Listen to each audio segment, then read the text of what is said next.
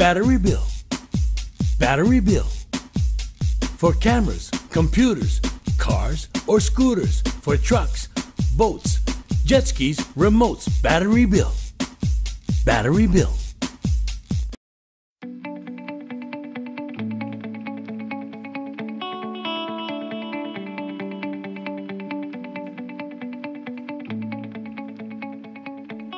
Hi, everybody. It's another ESPN Fan Friday Talk Story Friday here. And, you know, there are so many things that happen. If you think about it, when we ended the pandemic, going through it, coming out of it, things have happened in terms of businesses, small businesses. A lot of it has been kind of negative, actually. And there's also been a lot of positive stories that have come out after. Things that, first of all, businesses that have survived, ways they pivot in the way they do things. And we're going to talk about one now, a business, a brand that kind of gave birth during the pandemic. And many of you have seen it. If you're on social media, Instagram, you've heard of Everyday Better, shirts, hats, hoodies. The brand has kind of exploded now, and we're here with the owner of Everyday Better, Eric Yamashita. So, Eric, thanks for coming on with us. Thanks for having me, Dave. I appreciate it. So naturally, the question is, okay, what does the pandemic have to do with Everyday Better? Let's back up a little bit first. You are actually, your profession, you're a trainer, a fitness trainer, or is it a personal trainer? What is the appropriate title for you? I think that the general term is personal trainer. Yeah, that's the common. I've been doing it since 1992, so 30 years. Oh, wow. And then, is there a difference if I were to say personal trainer versus fitness trainer? Is there a difference between those two? I think they're kind of interchangeable, but I love the personal trainer more because fitness is part of the training I do, but I think it's kind of leaning towards life coaching and that kind of stuff like that. So I kind of pride myself in training the whole person. So you can do a lot of the physical part, but if you don't get the mental and emotional and all those kind of things connected, I think you're not going to have results. So at my age now, my clientele is a little bit older now, so they're in need of a lot of other things, just the physical part. So it's kind of a whole holistic training. And you have a studio, right? Where's your studio at? I have a private studio in the Aloha United Way building on Vineyard Boulevard, so right outside of town. Yeah, I've been there 10 years, but I've been doing it 30 years total. Yeah. Wow. And actually, this kind of stems off of the fact that you were a competitive bodybuilder, right, back in the day? Right. Yeah, I started competing in '87, so a long time ago, and then competed I competed for 14 years, took a break, had a son, and then competed again at the ripe old age of 47 in 2013. I competed for 3 years, and then I've been retired now. I'm 56, so I still work out, but not competing anymore. Yeah, still love it though. You were competing in your late 40s? Against 20-year-olds, yeah. My son was, 12 or 13 by the time, and he never saw me compete, so I wanted to try to see if I could throw my hat back in the ring. And then I got ready in like 6 or 8 months, and then won the California regionals and went and got second in the USA at 47 in my weight class against open competitors, which are usually 20, 25 years younger than me. So I was happy with that. So I'm technically a master's bodybuilder. So 35 and over is masters. You go 35, 45, and 55. So I'm registered for all of those, but I pride myself in competing in the open, which is the young guys. Wow. Yeah. Congratulations. Yeah. Now, I know you mentioned your clientele is older, but do you have any clients who are specific, like they're competitive bodybuilders now, and you're using your expertise and training regimen for that kind of preparation? Well, they call that prep coaching. So you prep somebody for a bodybuilding show. I did that for 20 years, but I don't do that anymore. Yeah, I did that for a long period of. I've trained all kinds of different styles. I did prep coaching up to a couple years ago, right before the pandemic. And since the pandemic, my demographic has been 80% women. And the last year or so, have a lot more men coming in. But my age range is about 50 to 75. So definitely the older generation of people. So I preach longevity and wellness and being able to move and enjoy your life after you retire. Yeah. We'll get to your business part of how the pandemic and why that demographic has shifted, but I want to now tie in Everyday Better. So I believe, and correct me if I'm wrong, that concept started during the pandemic, right? Yeah, I had the idea in my head about 10 years ago. So I'm old school. I write things in books and journals. So I have a journal on the side of my bed. So I kind of like the concept of just being a little bit better. People talk about Kaizen or just, and during the pandemic, I just saw a lot of, like my son was in high school. I saw a lot of people that I was dealing with just frustrated. And I think everybody got stuck at home. So their whole life got halted and stopped, and they can kind of look at themselves. I saw a lot of negativity, a lot of sadness and depression. And my whole thing was, it was just a perfect time to launch something that instead of being perfect, we'd just be a little bit better every day. So people were kind of stuck at home, and then, they didn't have the same ability to interact or socialize. So I just thought it's a perfect time to launch it. I launched it in 2019, but it really blossomed when the pandemic happened, because I had a new platform to talk to people about, just instead of trying to be perfect, trying to be skinny or tall or super rich, just be a little bit better every day. And that seemed to be an achievable, sustainable goal. So if I'm trying to wrap around it, so I know like currently now, you're posting on Instagram, you have your thoughts of the day, you have this brand line of clothing. We talked about the t-shirts, the hoodies, but did it first start off as just more of the thoughts of the day, or which kind of started blossoming with the whole Everyday Better brand? Well, it kind of worked in with the training, because people come to me because they want to be better with their lives, right? And the demographic of people started getting older, but then I had a son who was 16, and he was frustrated, And kids at that age, they want to be perfect. They want to be this way, and social media makes this unrealistic image of being cool or handsome or rich or tall or whatever. So I just realized that my son needed to change his perspective, and people need to change their perspective. And it just kind of blossomed from my clientele, from the people around me, and my son. And I just realized this is something that can connect with everybody.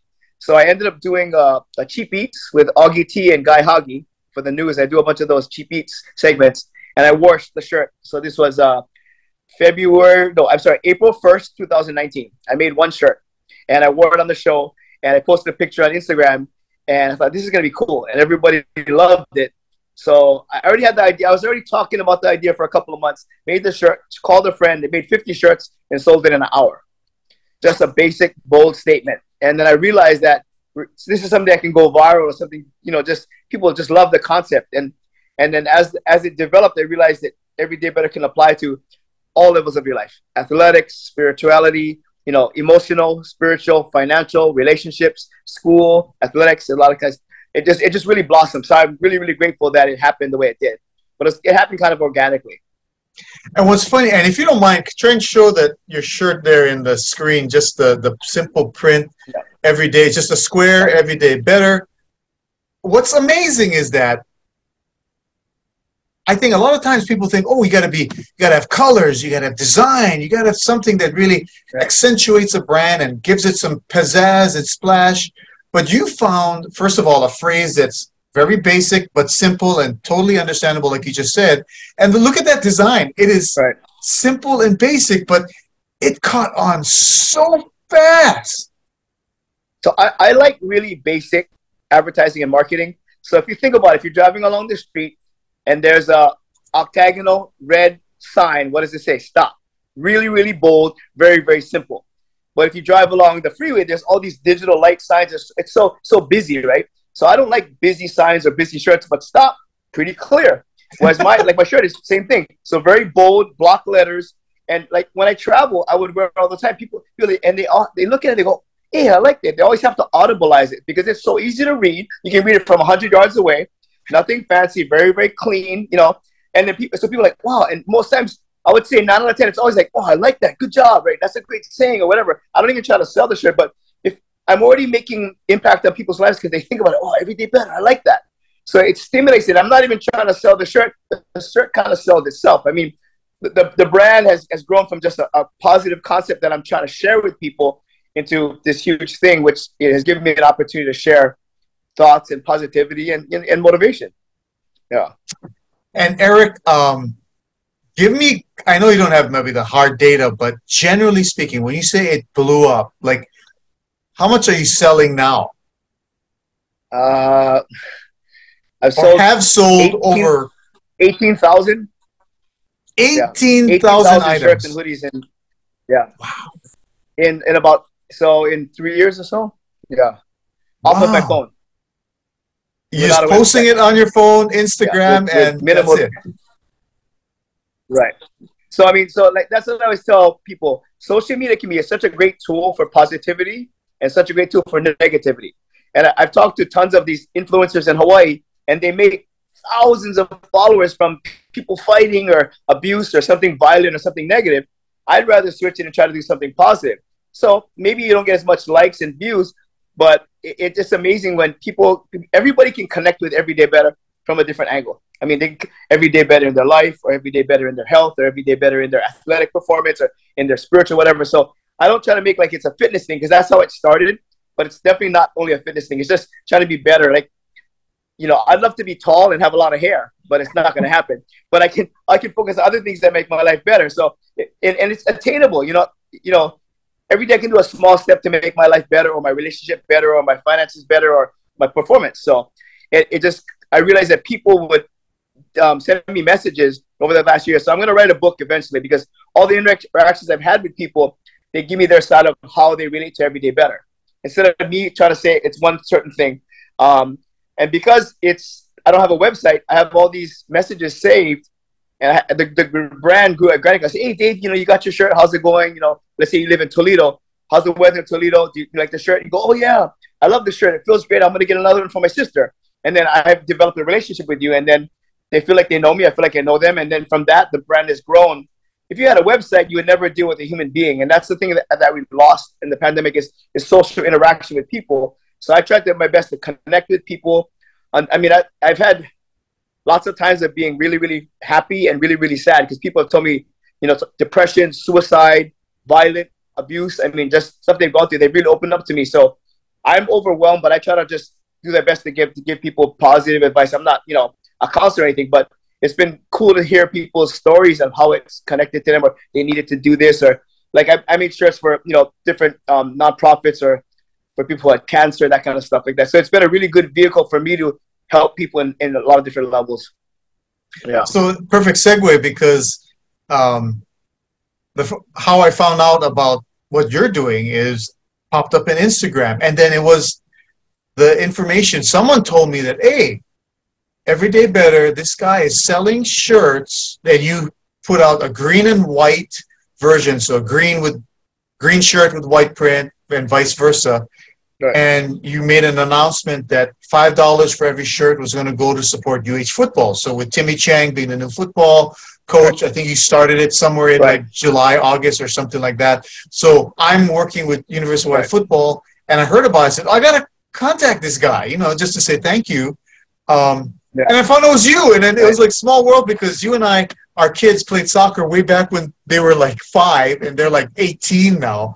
And then I found it was you. And not only have you done those for UH football, there have been other avenues of philanthropic ventures that you have done with this Everyday brand. What are some others? Well, I've done stuff for Breast Cancer Hawaii. So my father passed away, unfortunately, with cancer last year. So and then right after that, my little brother got diagnosed with cancer. So my brother's 15, has stage 4 cancer now. So I launched a shirt that said "Everyday Strong, Beat Cancer." So I raised $10,000 for my brother's care. I did stuff like that.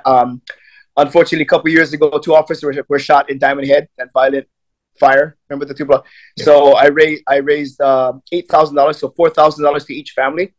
I made an Everyday Better blue line shirt.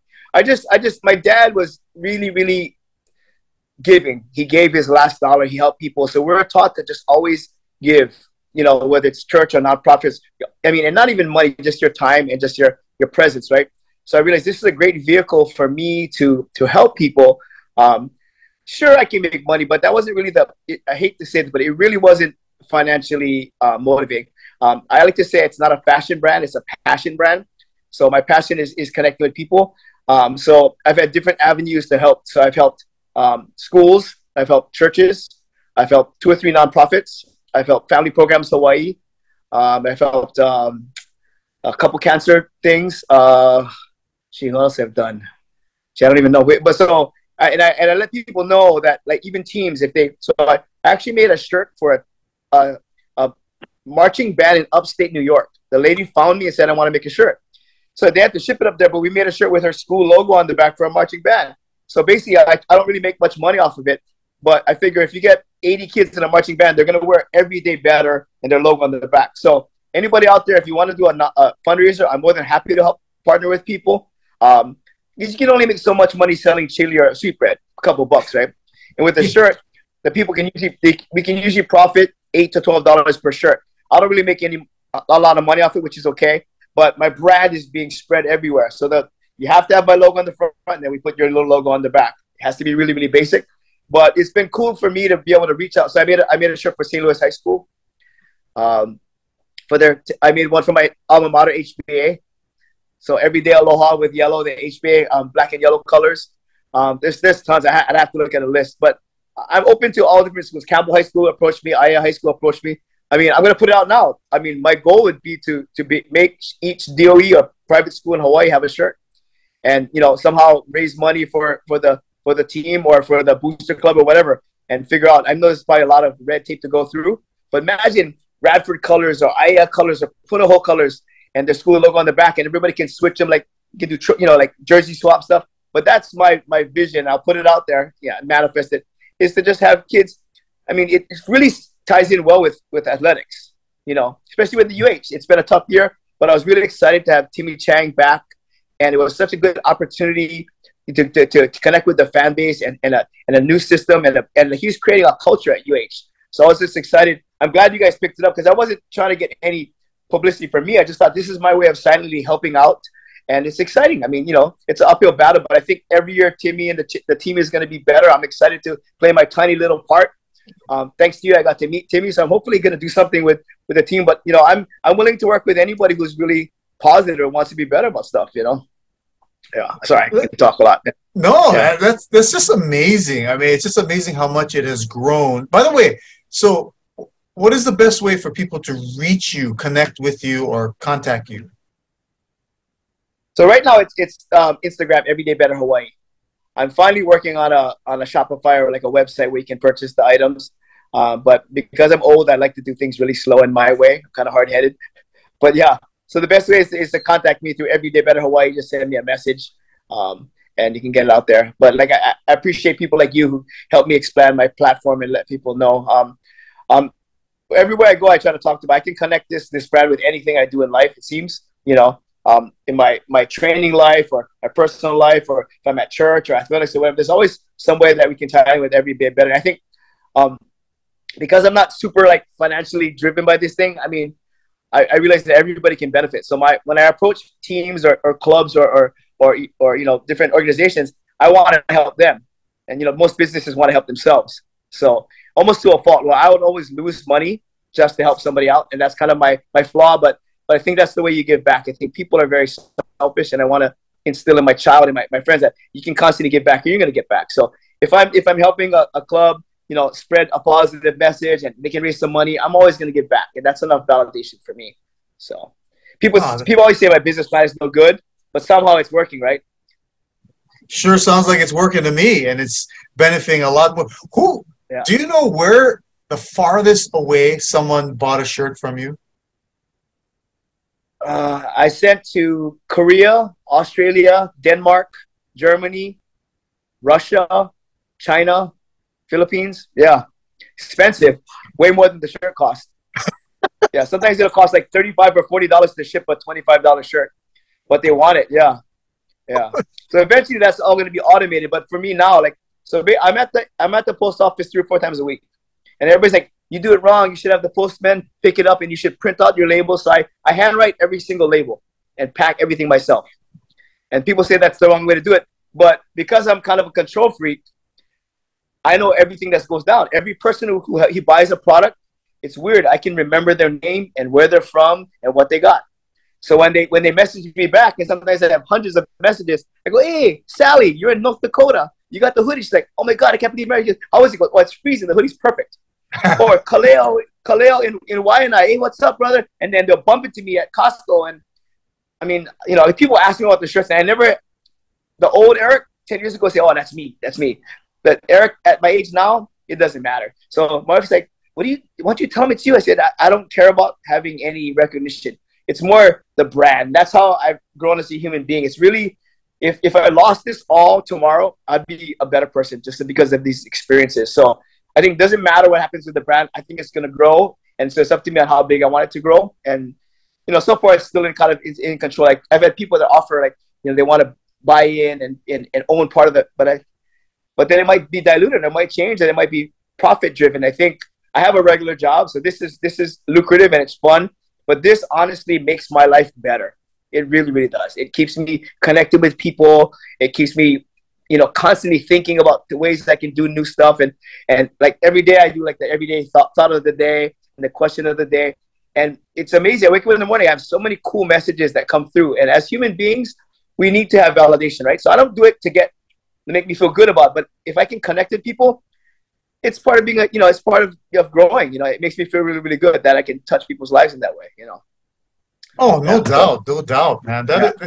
Just impressive and just so awesome from a unique but simple concept that is really can connect with anybody and continue to connect with generations. It's not aged or timed. It's ageless, which is pretty awesome. And I have 5-year-olds and I have an 87-year-old lady who wears my shirts all the time. So because it's just a reminder. Like the wristbands are such a good reminder. I'm a happy-go-lucky, pretty positive person, but traffic is that's my Achilles heel.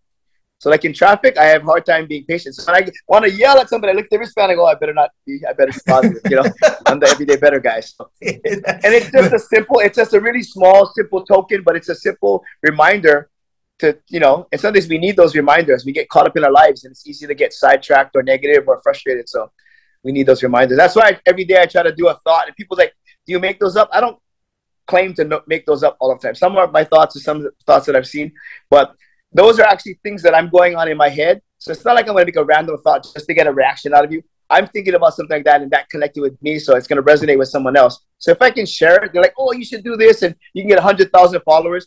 If you look on I only have maybe almost 10,000 followers, which is not a lot for Instagram, but it doesn't matter to me. I don't want to be so big that I can't control it. You know what I mean? So I'm happy with how it's been growing, slowly. Totally awesome. I want to circle back a little bit to your main profession as a personal trainer. You're saying that since the pandemic, your clientele has changed in the demographic. It is more women, 80% women, and on the older, in the 50+ age range. Why do you think during the pandemic it shifted in that way? I think people became less ambulatory. We moved a lot less during the pandemic. Yeah, I think maybe some of those people were online, or they were looking for something. I mean, for 10 years I trained a lot of women in all kinds of different ages, but it just seemed like in the last 3 or 4 years the age group has gone from middle age to probably 55 and up. And I think a lot of those people are the kids are growing older. Our kids are in college now, or our careers are already set, or we're going to think about retiring. So the clients I've had have referred me to other people. I think I've been really preaching, don't have to be perfect, but you need to be healthy enough that when you retire, that you can spend your money and go travel and those kind of things.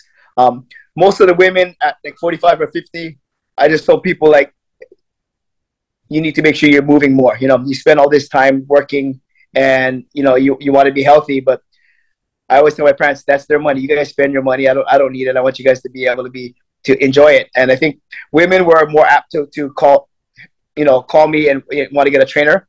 Men are really, really macho, so they don't want a trainer until they're 55 or 60 and everything starts breaking. So once a doctor goes, hey, Dave, you have this, you have that, you got to call. So in the last couple of years, I've started to get more men now over 55 or 60 because they were macho, they played football or whatever, but now everything's starting to break down and they're always, high blood pressure and diabetes and, that kind of stuff like that. So now the men are starting to be coming to me because everything's broken. But yeah, I have 10 clients over 70. Wow, my goodness. Good for them, though, yeah? Yeah. Oh. Well, So, that is so awesome. There's lots of trainers on Instagram. They do all the cool stuff for the young kids. But my perception is the younger generation doesn't really need a trainer because they can get everything on the internet, on YouTube. You can learn it. So I don't want to pay anybody because I can learn it myself or I can figure it out. When we start getting older, 45, 50, 60, we realize that maybe we're we're being hard-headed. We need to ask somebody's advice. And I think more than that, we need to be accountable. Like if you have an appointment, you'll probably go, right? If you don't have an appointment, then you might not go to the gym. But if you're going to pay for it and you have a time set, it's like going to the doctor. Or, once the appointment is set and these people put in their schedule and they come consistently for a couple of weeks, and then they feel a lot better. So I'm not making people skinny or not making people into bodybuilders. All of you are training is for longevity, to feel better, to move better, to be able to go to Costco and to travel, to play with their grandkids. And so my training style has really shifted. 15 years ago, I was training, young girls and athletes and bodybuilders and all kinds of stuff. But my niche seems to be the older generation now. It's not that I don't train younger people. I still train those people, but that seems to be the core of my clientele. I have maybe 6 people under 40, and the rest are over 40 or 45. Yeah. So my age and up. I can relate to them. I think at your age or my age, like that, if you don't really want to listen to some 22-year-old kid who doesn't have any life experience. Yeah. So, I've been married, I've been divorced, I've lost a parent, I have a child, there's all these different parts in life that I've understood. So when I train people that are over 50, I can connect with them.